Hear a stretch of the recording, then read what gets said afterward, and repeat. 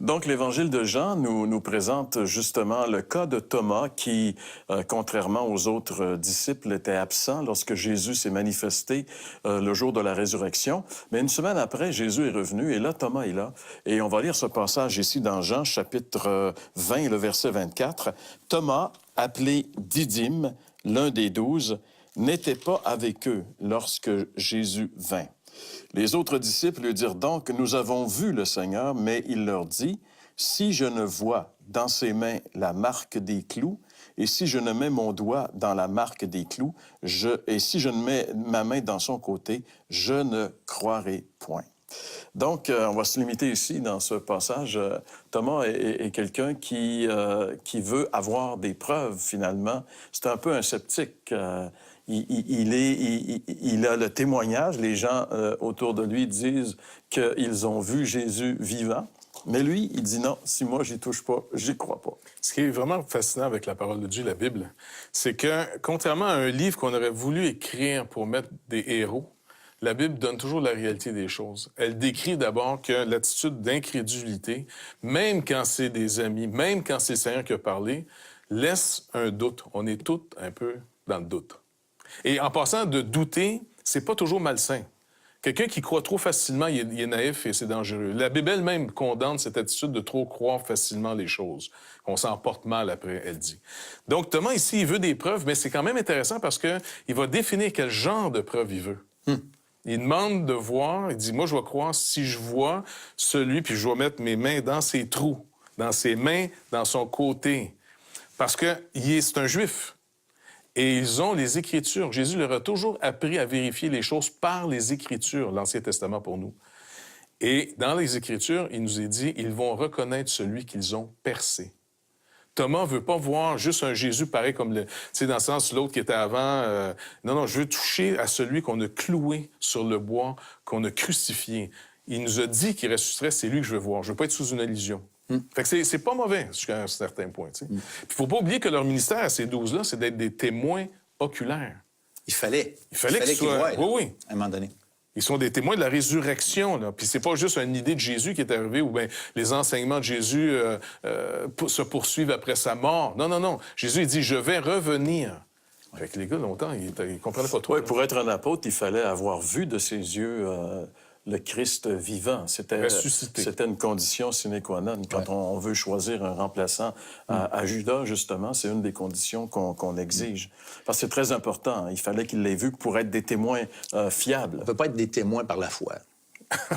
Non, c'est vrai, j'ai déjà entendu ça. Moi, quelqu'un dit « Ah non, mais on est des témoins par la foi. » Mais non, c'est parce que c'était pas témoin, là. J'ai déjà été appelé à être un jury, tu sais, dans des jurys, là. Et puis, à un moment donné, même un témoignage que le juge nous disait à nous, écoutez, si quelqu'un donne un témoignage, je vais l'arrêter si c'est pas lui qui a vu personnellement la chose. Puis le juge était vraiment bon. Il arrêtait le gars dès qu'il disait, ben mon beau-frère me dit, taisez-vous, stop. C'est un oui-dire. Vous êtes témoin de quoi, vous? Et ça, un témoin doit avoir vu. Il est témoin de la chose. Donc ici, on a affaire à des témoins. Donc, Thomas met en doute la résurrection parce qu'il n'a pas encore vu de ses yeux, il n'a pas encore touché, mais ça s'en vient. Ça va arriver ici au verset 26, on va lire ce passage. 8 jours après, donc une semaine plus tard, les disciples de Jésus étaient de nouveau dans la maison et Thomas se trouvait avec eux. Jésus vint, les portes étant fermées, se présenta au milieu d'eux et dit, « La paix soit avec vous. » Puis il dit à Thomas, « Avance ici ton doigt et regarde mes mains. Avance aussi ta main et mets-les dans mon côté. Et ne sois pas incrédule, mais crois. » Donc, c'est vraiment l'heure de vérité là, pour Thomas.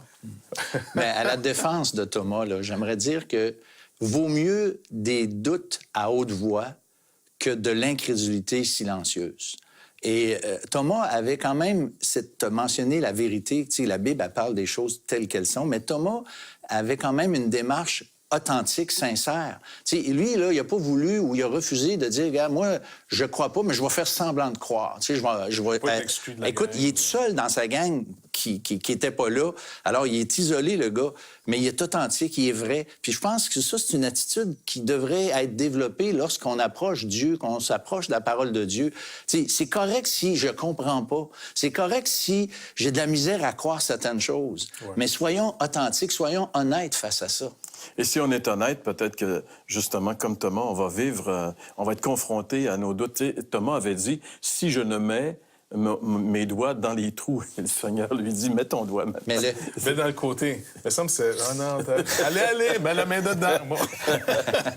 Et une chose qui est intéressante ici, c'est que Jésus est en train de montrer qu'il est physiquement présent. Oui. C'est pas une idée, c'est pas une image, pas un hologramme. Il est vraiment là. Touche. Et puis ça devait être quand même pas trop intéressant de mettre la main là-dedans, là, mais... Donc, il n'est pas ressuscité juste en esprit, Non, comme certains ça, c'est très important pour le rappel. veulent le dire. Ouais. Et on va terminer ce passage parce que ça se termine très, très bien. Verset 28, Thomas lui répondit, « Mon Seigneur et mon Dieu. » Jésus lui dit, « Parce que tu m'as vu, tu as cru. Heureux ceux qui n'ont pas vu et qui ont cru. » Donc, là-dedans, il y a quand même une déclaration ici sur la divinité de Jésus. Puis on se rappelle que l'Évangile de Jean a été écrit afin que l'on croie que Jésus est le Fils de Dieu et qu'en croyant, on ait la vie en son nom. Exactement. Et c'est ça, c'est majeur. Là. La déclaration de Thomas ici est pas... c'est pas, tu sais, oh, c'est pas pire. Tu sais, Thomas, t'as bien répondu. Non, non, non, c'est majeur. Puis il semble que Thomas, à partir de ce moment-là, a vraiment cru. Tu sais, Thomas a eu un doute quand ça s'est arrivé, mais après, il semble s'être engagé sérieusement. Puis il n'a pas douté toute sa vie. C'est ça que je pense qu'on devrait dire. Et ce qu'il a cru ici, il faut le rappeler, mon Seigneur et mon Dieu. Là, Jésus n'a pas dit, non, Thomas, t'exagères, c'est tout ou rien avec toi. Là. Non, il a raison. Jésus dit, c'est comme, t'as raison. Je suis vraiment ton Dieu. Oui. Et je me suis fait chair. J'avais promis et j'ai accompli ce que j'ai promis. Maintenant, heureux ceux qui n'auront pas vu, mais qui auront cru, maintenant je vous envoie. Heureux ceux qui vont croire maintenant ce que vous voyez. Et Jésus n'a pas simplement apparu au 12-1, parce que Judas n'était pas là, il était pendu. Là. Mais il a apparu à plus de 500 autres personnes après. C'est l'apôtre Paul qui l'écrit aux Corinthiens. Il y a eu 500 autres témoins qui l'ont vu. Donc, le Seigneur a vraiment mis un témoignage solide. Et ces gars-là n'ont pas parti une nouvelle religion pour faire de l'argent. Ils ont tout perdu à cause de lui. Ils se sont fait tous massacrer.